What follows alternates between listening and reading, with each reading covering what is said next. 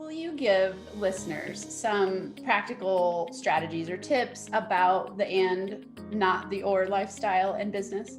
Like, how do you, you said, how do you structure your week through that lens?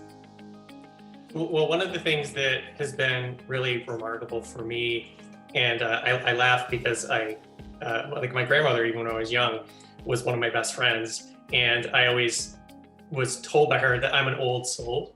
And so my wife and I joke all the time that like, I'm such an old man. And like, I'm almost 45, but and most people think of me as like, oh, you're so youthful. And like, I had no idea you were old. But I think my mindset is much more that of, because I spent a lot of time with my grandparents, like I was able to see the wisdom they had and the perspective they had because, they were like in their 60s when I was a teenager. Mm-hmm. And they ensured that they had a life full of things that they wanted to do.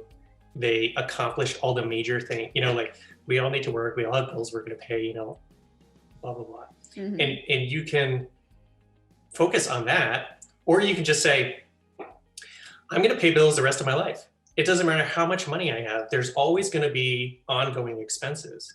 So what if instead we focused on all the things that really matter? It doesn't matter so much if you say, I had the base plan of something, or I had the like premier plan. It doesn't matter if you say, oh, when I look back at my life, I'm so glad I had 50 years of the newest iPhone every year. Yeah.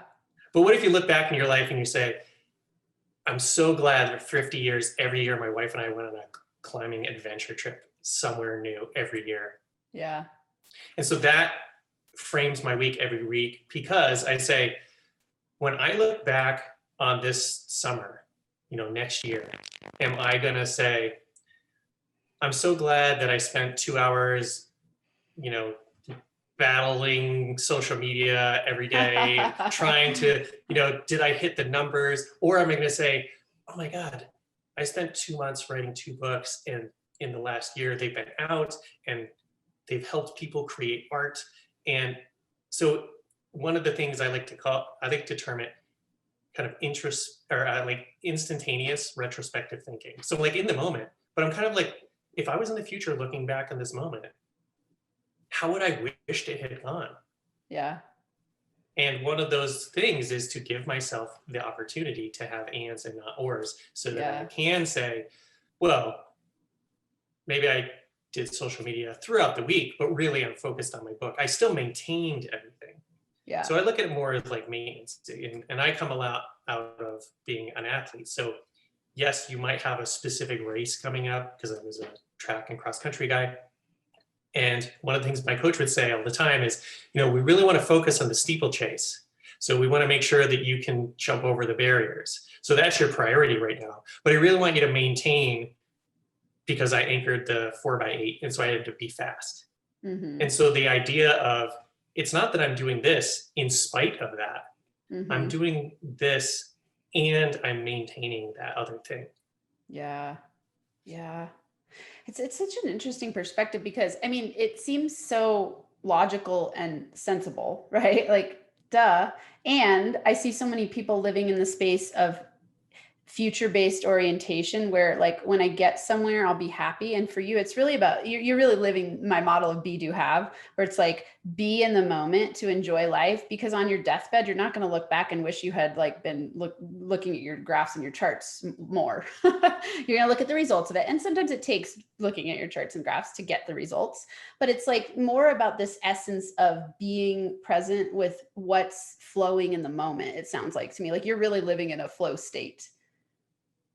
Yeah, and that's one of the things that I love about being an artist and creator, is I will have days where I'm like, okay, I'm going to sit down today and do X. And then, I tell my wife all the time, like, how is it 7 o'clock? Like, who stole my time? Yeah. Because you're just so present.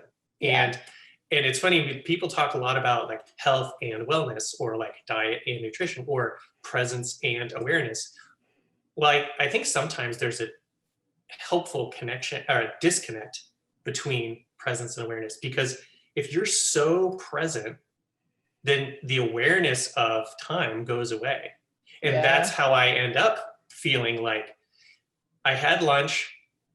Why is my stomach growling? Oh, I missed dinner by 2 hours. If I was aware of the time going past, I wouldn't be as present. Yeah, that's it. Very interesting. It's so true because it happens to me all the time where I'm just so present in the moment and just, you know, so my mind is just set in this direction. I'm just focused on that. And then I'll be like, oh, whoa, where did the day go?